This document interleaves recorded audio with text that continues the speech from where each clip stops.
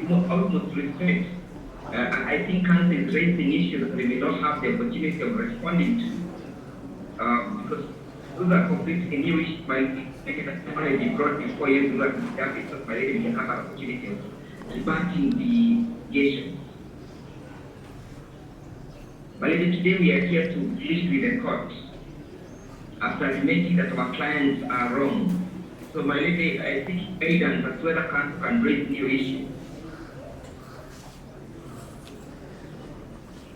But my lady, these are not new issues. I'm just saying that as a result or a consequence of their actions, the condemners, there is total unrest at the county assembly.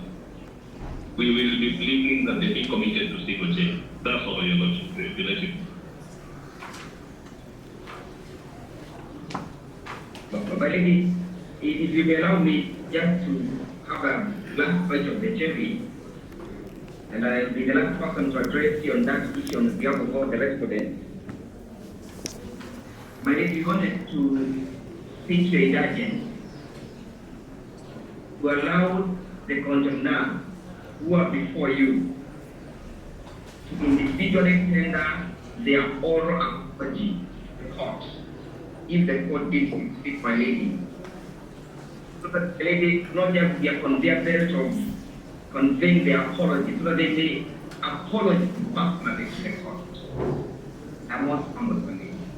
As the issue of the affidavit, my lady, I believe the same has been overtaken by events, and I don't want to comment on it, because there are laws, my lady, allow me to comment on it. That my lady, the affidavit, in our view or in my view, is supposed to the last part, my lady would ask to consider it as withdrawn or make an application to have it extract from the record of the court. Noting that, my lady, it has been overtaken by events with a notice to show cause having been issued. We have received, my lady, where no evidence can be taken in respect to the sentencing. But the only thing that you have is to leave with the court to be lenient condemned. In that respect, my lady, can you allow me to make an application to have that affidavit expired from the record? As the same has no legal basis. Application of the affidavit to the law, my lady, our clients are uniformly advised that it's not a choice for them to respect the law. That is their solemn duty to do so. And we shall give them stern advice that obedience to the law is not a choice for any citizen, irrespective of whether you are elected or you are an advocate. It's a commitment that one must give to the Constitution that we all enact. They can try plead with fight it in your favor to pardon their condemned with a clear commitment that that shall not be repeated again, and with a commitment that the petitioner is free to appear and execute his functions before the county assembly without interference until the petition is heard and determined. I am obliged.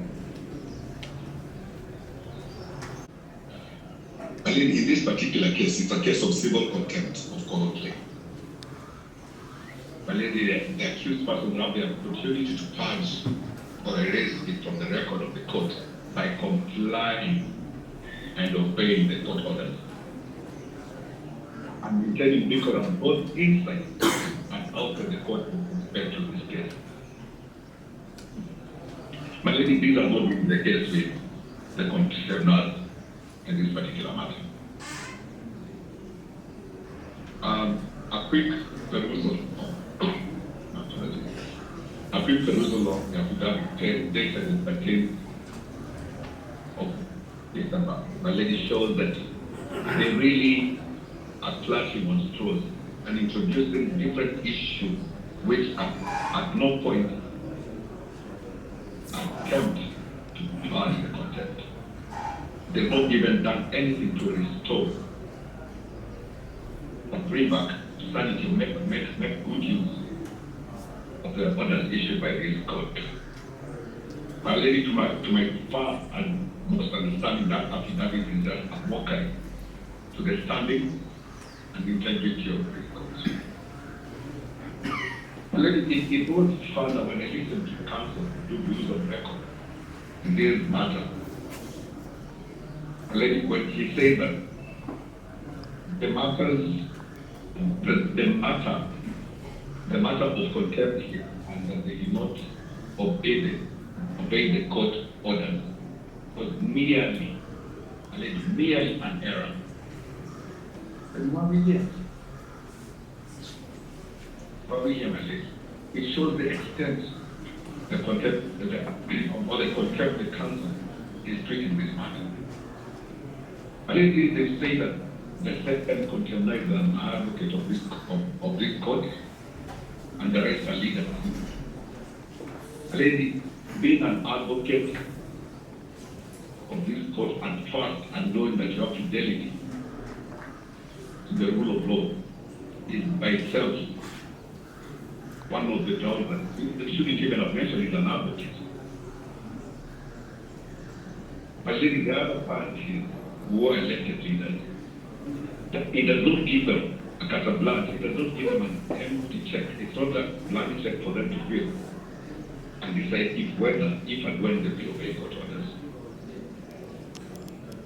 And to date, considering that your ruling was dated the 14th of November, a month later, nothing, my lady, has been done to show any remorse.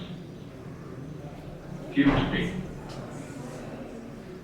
If you recall, when we came back to this court before, I think 2-3 weeks ago, was supposed to have filed this affidavit that we're talking about today.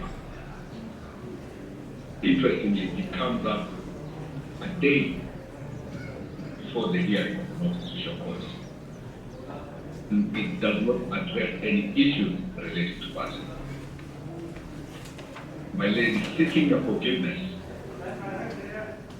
has to be tempered with action. There has been no action whatsoever by the contemners.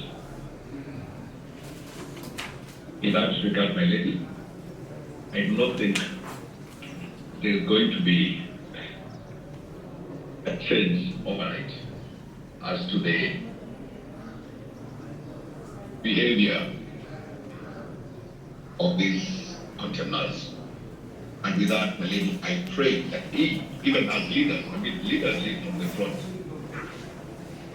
if they receive the most understanding punishment of the court, then it will be a lesson to those that they lead to obey the court. My lady, if this is not stemmed, I believe will spiral into a world of anarchy. I pray that the Lord finds the court finds us in contempt and commits them to civil jail.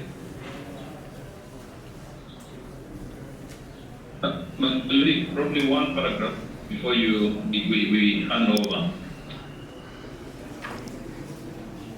I wish